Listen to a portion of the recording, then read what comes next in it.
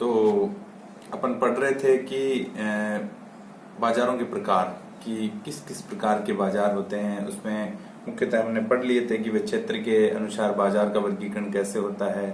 फिर जैसे वस्तुओं के आधार पर बाजारों को किस प्रकार अलग अलग कैटेगरियों में बांटा जाता है। फिर समय तत्व के आधार पर बाजार का वर्गीकरण, और अब जो इम्पोर्टेंट है वो है प्रतियोगिता के आधार पर बाजार का वर्गीकरण, जो कि अपन आज पढ़ेंगे। प्रतियोगिता के आधार पर बाजारों को किस प्रकार अलग अलग बांटा जाता है। उसमें जो पहला प्रकार है वो है पूर्ण प्रतियोगिता बाजार। अब देखो जी, पूर्ण प्रतियोगिता बाजार है, सबसे पहले तो यही बात आ जाती है कि भाई पूर्ण प्रतियोगिता कहते किसको है। तो पूर्ण प्रतियोगिता का अर्थ क्या है। तो पूर्ण प्रतियोगिता का अर्थ का मतलब यही है कि उसकी कुछ विशेषताएं होंगी उसमें। तो पूर्ण प्रतियोगिता में मुख्यतः क्या होता है कि बहुत सारे तो एक वस्तु विशेष का क्रय विक्रय किया जाता है और बहुत सारे खरीदने वाले और बहुत सारे ही बेचने वाले होते हैं। और इस बाजार में बेचने वाले और खरीदने वाले दोनों को बाजार की स्थिति का पूर्णतया ज्ञान होता है और पूर्णतया प्रतिस्पर्धा पाई जाती है और एक ही कीमत होती है। बाजार में कीमत विभेद बिल्कुल भी नहीं पाया जाता है। जो एक कीमत उद्योग ने तय कर दी वही कीमत प्रचलित होती है। तो अब देखिए कि इसमें जो विशेषताएं हैं उसकी अगर बात करें अपन पूर्ण प्रतियोगिता बाजार, तो सबसे पहली जो विशेषता होगी वो ये होगी कि इसमें खरीदने वाले क्रेता एवं विक्रेताओं की संख्या बहुत ज्यादा होती है।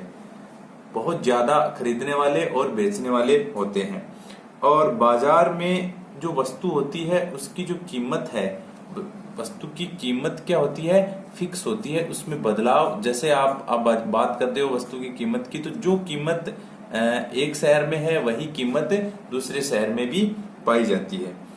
और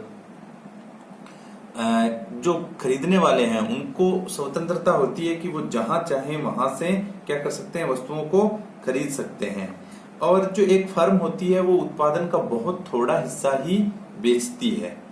और अगली विशेषता ये होती है कि यहाँ जो फर्म होती है उसको ये अधिकार नहीं होता है कि वो वस्तु की कीमत का निर्धारण करे। वस्तु की कीमत का निर्धारण उद्योग के द्वारा किया जाता है। तो ये इस प्रकार कुछ क्या है, कुछ ऐसी विशेषताएं हैं जो कि पूर्ण प्रतियोगिता बाजार में पाई जाती हैं। तो ये पूर्ण प्रतियोगिता बाजार है, ये बहुत ही इंपॉर्टेंट टॉपिक है एग्जाम की दृष्टि से देखा जाए तो। तीनों जो प्रतियोगिताएं हैं अपने आमतौर पे जो है पूर्ण प्रतियोगिता, एकाधिकार और अल्पाधिकार, तीनों में ही पूर्ण प्रतियोगिता बाजार बहुत ही इंपॉर्टेंट है। आमतौर पे क्वेश्चन आता ही रहता है एग्जाम में। तो देखो पूर्ण प्रतियोगिता की ये कुछ विशेषता हुई। तो अब अपन इसका मांग वक्र बनाते हैं पूर्ण प्रतियोगिता बाजार का। तो देखो जो एक इम्पोर्टेंट इसकी जो विशेषता है वो ये कहती है कि यहाँ फर्म के हाथ में ये नहीं होता है कि वो कीमत का निर्धारण करे। तो देखो, तो कीमत का निर्धारण फिर होगा कहाँ, इसका AR वक्र बनेगा कैसे, इसके बारे में अपन पहले चर्चा कर चुके हैं। एक बार फिर से चर्चा करते हैं। देखो यहाँ एक बात आती है कि यहाँ उद्योग क्या करता है, कीमत का निर्धारण करता है। उद्योग में डिमांड कर्व होता है और सप्लाई कर्व होता है। डिमांड ये आपका सप्लाई कर्व है, ये आपका डिमांड कर्व है। अब जहां मांग और पूर्ति आपस में क्या करती हैं, एक दूसरे को काटती हैं, वहां उस वस्तु की या उस उद्योग की, जो भी उद्योग है उसकी किसका निर्धारण होता है, कीमत का निर्धारण हो जाता है। ये कीमत है, इधर ये मात्रा है। अब देखो ये डिमांड कर्व है, ये सप्लाई कर्व है, ये जहां आपस में काटेंगे वहां कीमत का निर्धारण हो गया। अब देखो फर्म की मजबूरी है कि वो क्या करती है, इस कीमत को ग्रहण करती है, ना कि निर्धारण करती है। तो ये जो कीमत आई है ये इसका AR वक्र बन जाएगा। ये इस फर्म का, देखो यहाँ जो विशेषता है उसमें है कि बहुत सारी फर्में होती हैं, मतलब असंख्य, ऐसा कहा जाता है कि असंख्य फर्में होते हैं, खरीदने वाले भी बहुत सारे होते हैं, बेचने वाले भी बहुत सारे होते हैं। तो ये इसका AR वक्र है। अब देखो एक सबसे इंपॉर्टेंट बात इसमें यह है कि जैसे कि अब ऐसी वस्तु ले कौन सी, सबसे पहले तो बात यह आती है भाई ऐसी कौन सी वस्तु होगी जो कि पूर्ण प्रतियोगिता बाजार के तहत बाजार में बेची जाएगी। तो देखो पूर्ण प्रतियोगिता बाजार में ऐसी वस्तु जब लेने की बात आती है तो आमतौर पे इसकी जो बहुत सारी विशेषताएं हैं उनको पूरा करने वाली अपने यहाँ एक वस्तु होती है। अपन समझने की दृष्टि से लेते हैं। देखो सारी विशेषताएं देखो व्यवहार में ऐसा होता है कि ना तो व्यवहार में एकाधिकार पाया जाता है, ना ही व्यवहार में पूर्ण प्रतियोगिता पाई जाती है। पर इसकी मोस्ट ऑफ जो विशेषताएं हैं उनको पूरा करने वाली अगर एग्जाम्पल की बात की जाए तो एक अपने यहाँ आता है चीनी का एग्जाम्पल। शुगर, चीनी है, उसकी कीमत का निर्धारण आप लोग देखते हो। उसकी कीमत का निर्धारण जो बेचने वाले दुकानदार हैं आपके गांव में, आपके शहर में, कहीं भी आपके मोहल्ले में, वो निर्धारण नहीं करता है चीनी की रेट का। उसका निर्धारण बाजार से होता है। बाजार से मतलब उद्योग से। एक चीनी उद्योग होता है। चीनी उद्योग उसकी क्या करता है, उसकी कीमत का निर्धारण करता है उसकी डिमांड और सप्लाई से। अब ये जो निर्धारण हो गया चीनी उद्योग के द्वारा, चीनी की कीमत का निर्धारण हो गया, ये प्राइस हो गई। मान लेते हैं ये प्राइस है 40 रुपए। अब ये जो 40 रुपए कीमत का निर्धारण हो चुका है, ये इस फर्म ने क्या किया है, ग्रहण किया। अब देखो इसकी एक विशेषता ये भी है कि यहाँ मार्जिन, जो मार्जिन होता है, बेचने वाले को जो मार्जिन मिलता है या जो लाभ मिलता है वो बहुत थोड़ा होता है। ऐसे नहीं है कि जो चीनी बेचने वाले हैं बाजार में उनको 1 किलो चीनी बेचने पे 20 रुपए का फायदा हो रहा है, ऐसा कुछ नहीं होता है। मतलब एक आध रुपए का ही उनको प्रॉफिट होता है, उसमें मार्जिन होता है वस्तु को बेचने में। तो देखो उस थोड़े से मार्जिन को लेके ही वो बाजार में क्या करते हैं, वस्तुओं को बेचते हैं। अब देखो चीनी दिखने में ऐसा, इसकी एक विशेषता ये भी है कि चीनी दिखने में क्या होती है, सारी चीनी एक ही जैसी होती है, समरूप होती है, तो वस्तु में समरूपता पाई जाती है। एक विशेषता ये होती है कि इसमें परिवहन लागतें नहीं पाई जाती हैं।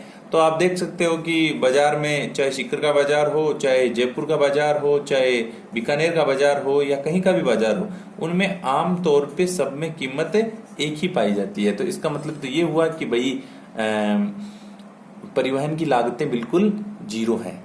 तो ये देखो कुछ क्या है इसकी विशेषताएं हैं, और वो विशेषताएं पूरी भी हो रही हैं इस एग्जाम्पल के तहत, वो विशेषताएं पूरी भी हो रही हैं। तो इसलिए अपन ने समझने के लिए चीनी का एग्जाम्पल लिया है। अब देखिए ये इस फर्म ने, मान लेते हैं कोई ए फर्म है, कोई भी दुकान जो बेचती है चीनी को, ये ए फर्म इस क्या करेगी, इस कीमत को ग्रहण कर लेगी।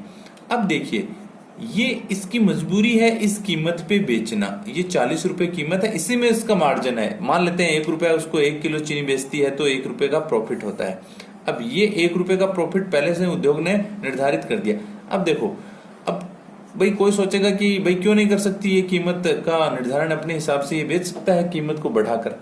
अगर ये कीमत को बढ़ाएगा, मान लेते हैं ये 40 रुपए की जगह 42 रुपए में चीनी बेचने लगेगा, 42 रुपए में अगर ये चीनी बेचने लगे, अर्थात इसने अपनी कीमत ऊपर की है, तो पूर्ण प्रतियोगिता बाजार की एक विशेषता ये है कि वहां क्रेताओं विक्रेताओं सबको क्या होती है, बाजार की पूर्णतः जानकारी होती है। तो ये पूर्णतः जानकारी का मतलब यही है कि उनको पता है कि बाजार में चीनी की रेट 40 रुपए है, ना कि 42 रुपए। तो उसकी दुकान से कोई भी चीनी नहीं खरीदेगा, तो उसको मजबूरी में वापस क्या करनी पड़ेगी, रेट 40 रुपए ही करनी पड़ेगी। अब दूसरी बात ये आती है कि भाई चलो ठीक है 42 रुपए तो वो नहीं कर सकता, पर कोई कहते हैं कि वो 38 में बेच सकता है, 38 रुपए में तो बेच ही सकता है ना। तो देखो 38 रुपए अगर वो प्राइस कर दे चीनी की, तो यहाँ भी बाजार में जितने भी उपभोक्ता हैं, जितने भी क्रेता हैं, खरीदने वाले हैं, विक्रेता हैं, उन सबको बाजार की स्थिति का या जो बाजार की रेट है चीनी की, अर्थात बाजार की पूर्णतः जानकारी है, तो उनको पता होगा कि बाजार में चीनी की रेट 40 रुपए है, कोई 38 रुपए में बेच रहा है। तो सारे के सारे खरीदने वाले उसकी दुकान पे पहुंच जाएंगे, उसकी फर्म पे पहुंच जाएंगे, और बहुत कम समय में ही क्या करेंगे, पूरी की पूरी 38 रुपए में जितने उसके पास वस्तु है, स्टॉक है, वो सारा का सारा खरीद लेंगे और वापस बाजार में वही पहले वाली रेट है। तो मतलब कहने का मतलब ये है कि फर्मों के पास ये अधिकार बिल्कुल है ही नहीं, वो चाहकर भी क्या नहीं कर सकती, कीमत का निर्धारण नहीं कर सकती। तो ये इस प्रकार, ये इसका मांग वक्र होता है। ये अपन ने पहले पढ़ चुके हैं। अपन यहाँ लोच है ईडी बराबर इन्फिनिटी, अनंत। तो जब लोच की अपन बात करते हैं तो इस लोच में यही तो होता है कि अगर कीमत में सूक्ष्म परिवर्तन होता है, बहुत थोड़ा परिवर्तन होता है, तो मांगे जाने वाली मात्रा में बहुत अधिक परिवर्तन हो जाता है। ये लोच वाले चैप्टर में पहले आ चुका है। तो देखो अगर मांग की लोच ईडी बराबर इन्फिनिटी है, अर्थात मांग वक्र ऐसा है, horizontal to the X axis है एआर वक्र, इसका मतलब ये होगा कि यहाँ अगर कीमत में बहुत थोड़ा परिवर्तन भी होगा तो क्या होगा, इससे जो मांगे जाने वाली कीमत में बहुत सूक्ष्म परिवर्तन होने से ही मांगे जाने वाली मात्रा में क्या हो जाएगा, बहुत अधिक परिवर्तन हो जाएगा। तो ये इस प्रकार, अब इस पे मात्रा का निर्धारण हो सकता है, जैसे अपन यहाँ Q1 कर दें, यहाँ Q2 कर दें। तो ये होता है कि अगर उसने कीमत में थोड़ा बहुत भी बदलाव किया तो इससे उसकी मात्रा पर बहुत अधिक प्रभाव हो सकता है। तो अपन ने बात कर ली पूर्ण प्रतियोगिता बाजार में, पूर्ण प्रतियोगिता बाजार की कुछ विशेषताओं की बात कर ली। एक बार फिर से रिपीट कर देता हूं मैं, क्रेताओं विक्रेताओं की अत्यधिक संख्या होती है कि इसमें बाजार में बहुत सारे खरीदने वाले, चीनी को खरीदने वाले भी बहुत सारे लोग होते हैं, और बेचने वाली फर्में भी, पूरे हिंदुस्तान की बात की जाए तो बहुत सारी फर्में हैं जो चीनी का व्यापार करती हैं या बेचती हैं। दूसरी है कि वस्तु समरूप पाई जाती है। अपन ने चीनी का एग्जाम्पल इसीलिए लिया है कि देखो चीनी दिखने में सब जगह एक ही जैसी होती है सारी चीनियां, तो वस्तु में समरूपता पाई जाती है, अर्थात यहां से चीनी खरीदो, चाहे बीकानेर से चीनी खरीदो या फिर जयपुर से चीनी खरीदो, कहीं से भी आप चीनी खरीदो, सारी की सारी चीनी एक ही जैसी होती है। इसमें एक और विशेषता इसकी ये होती है कि इसमें फर्मों को प्रवेश व बहिर्गमन की स्वतंत्रता होती है कि जो चाहे वो चीनी को क्या कर सकता है, खरीद सकता है, बाजार में बेच सकता है, और बाजार को छोड़ के कोई भी फर्म आ सकती है, कोई भी दुकान लगा सकता है अपने गांव में, अपने मोहल्ले में, अपने शहर में, कहीं भी। हर किसी को बाजार में आने की पूर्णतया स्वतंत्रता होती है। कोई भी फर्म कब भी चाहे वो बाजार में एंट्री कर सकती है, और जिसको ये लगे कि भाई मेरे प्रॉफिट नहीं हो रहा है, तो वो जो भी फर्म जब भी चाहे वो बाजार को छोड़कर जा सकती है। इसकी विशेषता ये होती है कि यहाँ साधनों में पूर्ण गतिशीलता पाई जाती है, अर्थात उत्पत्ति के जो भी साधन होते हैं वो सारे के सारे गतिशील होते हैं, और जो साधनों की जो संपूर्णता है उसका प्रयोग कर उत्पादन किया जाता है। क्रेता एवं विक्रेताओं को बाजार की पूर्ण जानकारी होती है, ये अपन पहले बात कर ही चुके हैं। जितने भी क्रेता होते हैं, खरीदने वाले और बेचने वाले, उनको पता होता है कि बाजार में चीनी की रेट क्या है, तो सब लोग जानकार होते हैं। परिवहन की लागतों की अनुपस्थिति पाई जाती है। परिवहन की लागतें, अर्थात अपन ने बात की पहले कि परिवहन की लागतें यहाँ जीरो पाई जाती है कि आप अपने गांव में चीनी की रेट, सीकर में चीनी की रेट, जयपुर में चीनी की रेट, कहीं भी चले जाओ, सब जगह चीनी की रेट एक ही जैसी होती है। इसका मतलब तो ये हुआ कि भाई परिवहन की कोई लागतें है ही नहीं। और फर्म जो होती है वो प्राइस को ग्रहण करती है, ये अपन ने डायग्राम से समझ लिया है। तो देखो इस डायग्राम में साफ स्पष्ट ये दिखाया गया है कि ये उद्योग है, इंडस्ट्री है, ये चीनी उद्योग, जैसे कपड़ा उद्योग है, ऐसे बहुत सारी ऐसी चीजें होती हैं जो क्या करती हैं, जो पूर्ण प्रतियोगिता बाजार के तहत आती है। पर जो मोस्ट ऑफ जो अपनी विशेषताएं हैं उनको ये चीनी जो एग्जाम्पल है उससे आसानी से समझा जा सकता है, इसलिए अपन ने चीनी का एग्जाम्पल लिया है। तो देखो यहाँ कीमत का निर्धारण इस उद्योग की डिमांड और सप्लाई से होता है, हमेशा से कीमत का निर्धारण, तो यहाँ से कीमत का निर्धारण होकर गया है और इस फर्म ने उस कीमत को ग्रहण किया है, ना कि डिसाइड किया है। तो ये एक विशेषता हो गई कि फर्म क्या करती है, कीमत ग्राही होती है, ना कि निर्धारक। और होती है कि यहाँ गलाकाट प्रतिस्पर्धा पाई जाती है। सब लोग यही चाहते हैं कि मैं ज्यादा से ज्यादा क्या करूं, बाजार में अपनी वस्तु को बेचूं। और एक और ये बात आती है कि ये जो धारणा है वो काल्पनिक धारणा है। दोनों ही जो धारणाएं हैं, जैसे अपन पूर्ण प्रतियोगिता बाजार की बात करें या अपन एकाधिकार की बात करें, तो ये दोनों ही धारणाएं हैं, दोनों ही जो प्रतियोगिताएं हैं वो रियलिस्टिक नहीं है, ये कहीं ना कहीं क्या है, काल्पनिक धारणाएं हैं। हाँ, हो सकता है कि बहुत हद तक इनकी विशेषताएं बाजार पूरी करता हो, परंतु पूरी की पूरी जितनी विशेषताएं हैं वो बाजार में पूर्ण नहीं होती हैं।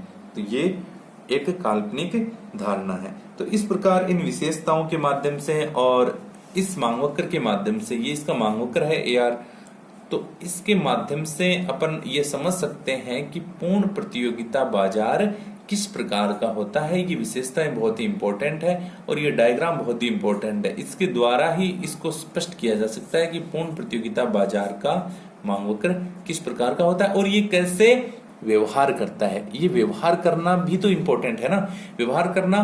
तो मांग की लोच इसलिए यहाँ कनेक्ट की गई है, जोड़ी गई है आपको समझाने के लिए कि ये जो कंसेप्ट है वो पहले पढ़ चुके हो, ईडी वाला, मांग की लोच वाला। तो ये मांग की लोच यही तो बताती है। अब ये देखो एज इट इज चीज है और ये एज इट इज वास्तव में ये जो एग्जाम्पल अपन ने लिया है 40 रुपए, 38 रुपए, 42 रुपए वाला, इससे ये यथार्थ में स्पष्ट भी होती है ये बात कि अगर वो कीमत में थोड़ा भी परिवर्तन करता है, ये कोई बहुत ज्यादा परिवर्तन नहीं है, उसने 40 से 20 रुपए नहीं किए रेट, उसने 1-2 रुपए ही कम किया है या 1-2 रुपए ही बढ़ाया है, इसके कारण ही उसकी मात्रा में क्या हो जाता है, बहुत अधिक परिवर्तन आ जाता है।